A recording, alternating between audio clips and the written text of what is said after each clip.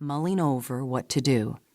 After several minutes, she laid aside her knitting and got to her feet. Looking Okpono's brother-in-law squarely in the face, she said, "I'll find you guilty and order you to pay Okpono the money you owe." Dejected at losing, the brother-in-law dropped his head. At the same time, a large smirk crept across Okpono's face. But Mary had a surprise for Okpono. She spoke again to the brother-in-law.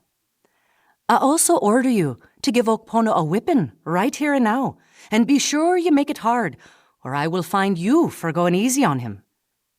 A look of shock quickly replaced the smirk on Okpono's face. At the same time, looks of satisfaction crept across the faces of those in the crowd. This was justice. The White Ma truly understood their ways.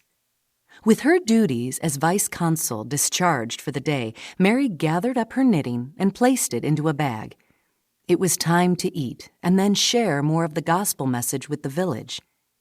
In the morning, Mary would begin the trek back to Ikenge, the village where she lived. As she sat at the fire that night, eating a bowl of corn stew with her fingers, Mary wondered what the people back at the Baxter cotton mill in Dundee, Scotland would think if they saw her now. They would probably be amazed that she had managed to stay alive for so long in such a harsh environment, especially when so many other missionaries had died within a few years of arriving in Calabar.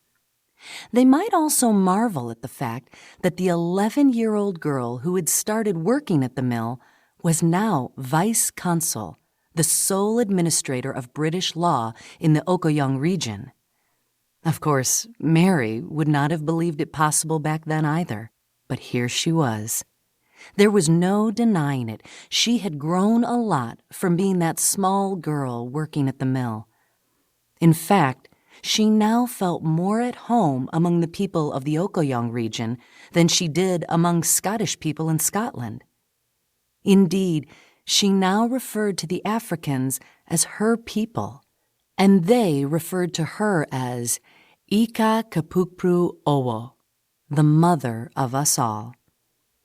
It was all a long way from life in Dundee. Chapter 2. It was up to her. 11-year-old Mary Slessor stood by the door of the only house she'd ever known and watched as a neighbor hauled away the kitchen table. The table was being sold to raise money for the family to move to the city of Dundee, Scotland. "Don't worry about the move, Mary. Things will work out for the best. It will give your father a fresh start," her mother said, patting Mary's bright red curly hair. "There will be new opportunities for you in Dundee. Perhaps you'll even be able to go to school."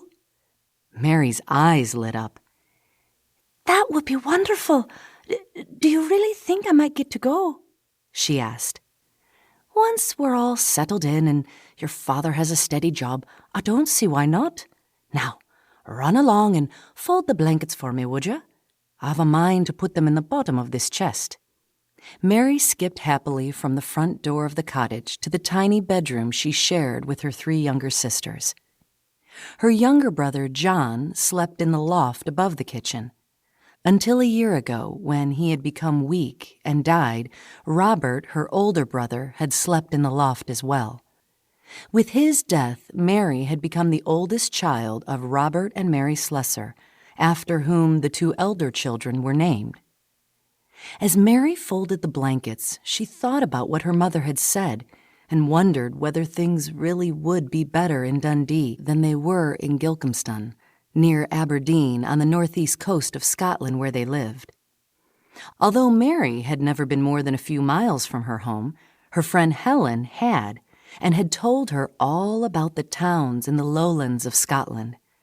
The buildings there were apparently dark and close together, and it was almost impossible to breathe because the thick smoke produced by the factories hung in black clouds above the cities. It sounded horrible to Mary, and not one bit as good as living in Aberdeen, where the wind rustled through the highland heather and down into the city. But surely things in Dundee...